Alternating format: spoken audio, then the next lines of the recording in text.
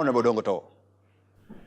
I think in FDC and in Parliament, the issue of distance between home and school has been debated several times. But in FDC, we focus on the philosophy. Even if you take the school, this kind of NRM type of schools, in every ward, someone studies from P1 to P7, he cannot write his name. The issue is not distance.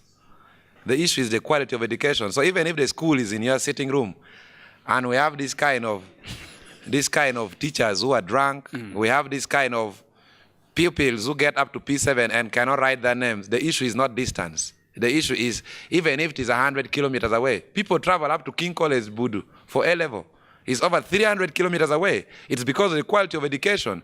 So we got to address quality before people can start migrating to Green Hill or to Shimoni. That's what I think. Mr. Mwakalu Tukumoy.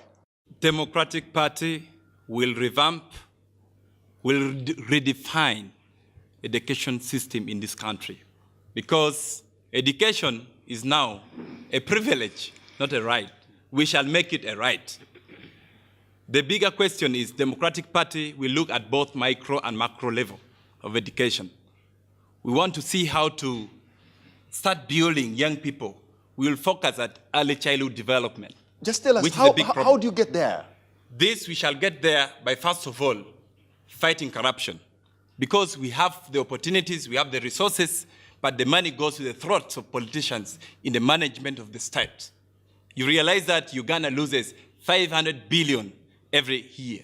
And this is enough to construct, to rejuvenate the salaries of the teachers, to build human resource. So this problem that my sister asked, the citizen asked, can be resolved if we can redefine, revamp, and make education a right. Mr. Todong, there are unique challenges facing northern Uganda in terms of education. How? I mean, you are from the NRM. You are the guys who have been running the show. Thank you. I'm sure my colleagues, deep in their conscience, they know that what they're saying, the NRM has set a pace to that. Education is holistic. It's not a one-step center. Now, we need to look at education in terms of accessibility, like my sister asked the question. People have been in the camps, yes, and these facilities were in the camps. Now, the NRM manifesto for this year's election, and even for the previous election, is suggesting that primary schools should be taken back to parishes, and each sub-county must have a secondary school. Now, in my colleague's constituency as well, I don't know how many parishes he has, and if each parish is to have a primary school that starts from P1 to P7, how much money is that for the construction?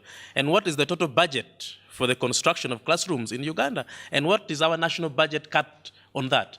Now, when it comes to, of course, I agree, we need to work on our curriculum.